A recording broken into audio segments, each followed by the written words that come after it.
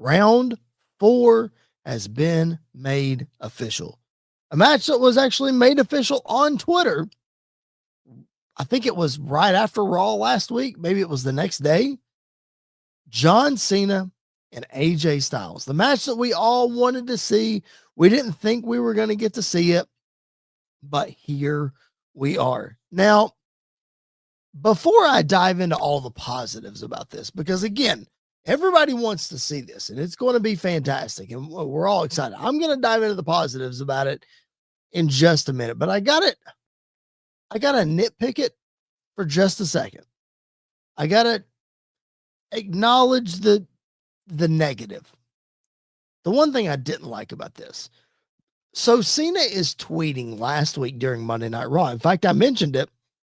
Excuse me. I mentioned it on the podcast last week that John Cena was tweeting about it. And it coincided with the WrestlePalooza recap package where they were showing Brock Lesnar beating up John Cena, essentially squashing him. And Brock saying that he's going to end the retirement tour early. Now, I know that Cena only has 5 appearances left. So he technically can't come out on TV and do whatever. I don't know what that appearance contract looks like. I would think that Cena could do a social media video and post something.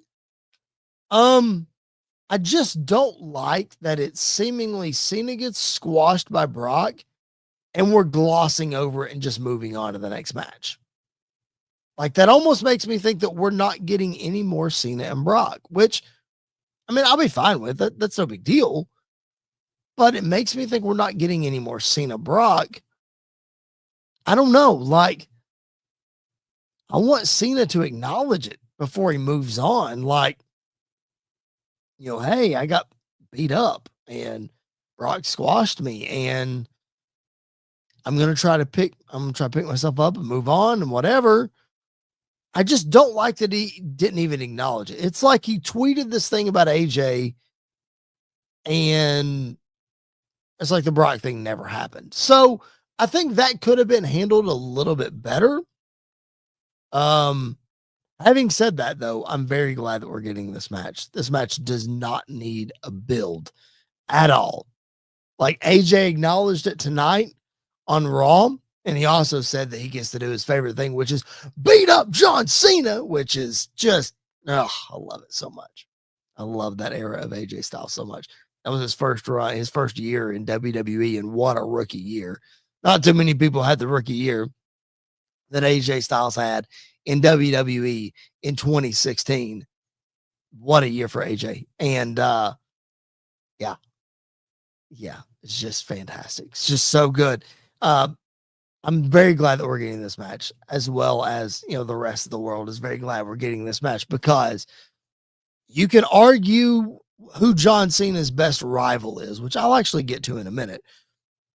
But as Sam Roberts likes to say, I think the answer for his biggest rival and his best matches are two different things. And when you talk about his best matches, his trilogy of matches with AJ Styles in 2016 and beginning of 2017 was just incredible. You're looking on the YouTube screen. The one here on the far left of the screen is the SummerSlam match. The one before that in the bottom right is the Money in the Bank match. That was the first singles match. And then the top right is the final match, the Royal Rumble, which gave John Cena his 16th championship, which he won again over AJ Styles. So when Cena hit the Styles Clash, we all were like, oh, he's paying tribute to all of his past opponents. We're not going to see this match. Well, it might not have been the plan all along, but it's happening now. And if it's anything like those 3 matches that I just discussed, again, Money in the Bank 2016, SummerSlam 2016, Royal Rumble 2017, that's some other things that they were involved in. There was a 6-man tag match with Enzo and Cass, and that's a throwback, and the Good Brothers. They were in a 6-pack challenge or a fatal 5-way. I think it was Fastlane heading into WrestleMania 34.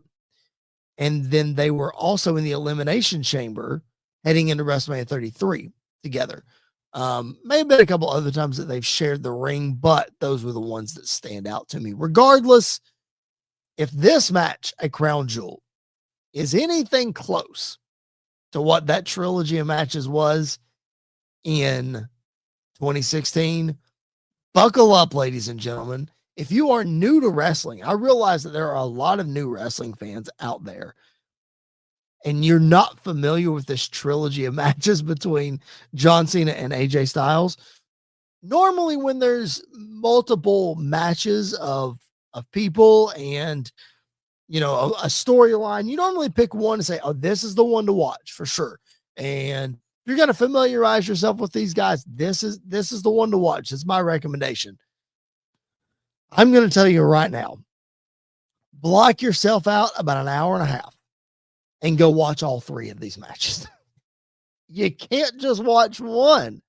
So again, Money in the Bank 2016, SummerSlam 2016, and Royal Rumble 2017. Go watch those three matches. In fact, you know what? I'm probably going to go watch all three of those matches this week as well. There may even be a playlist on Peacock about the rivalry, or on YouTube. If it's not up already, it will be up this week as we get, closer to this Crown Jewel match coming up on October the 11th. But this is the best in-ring performances of John Cena's career, these three matches. Of course, the Cody Rhodes match from earlier this year is up there. You got his matches with Seth Rollins, which will always be thought of fondly. But as far as in-ring work, the best in-ring work of John Cena's career was against AJ Styles. So that begs the question. We only have 5 appearances left for John Cena on this farewell tour, and AJ Styles, and he's not far from hanging it up either. I think he said last week that he's in talks right now for WrestleMania 42 in Vegas, but that he's done next year. Like, he's done. He's retiring. His contract's up. He's retiring. So we don't have very many more AJ matches left either. So that begs the question, who wins this match?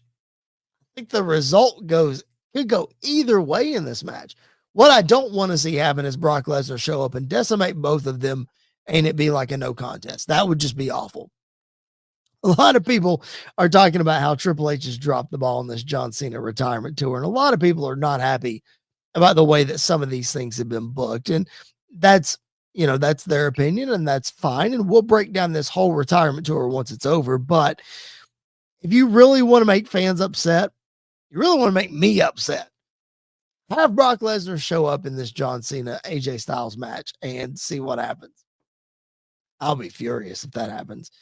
It'll be interesting to see if the Brock loss carries over to Cena, if he's hurt, what his recovery is. I don't know. I hope the Judgment Day doesn't interfere in this match. I really hope that they don't.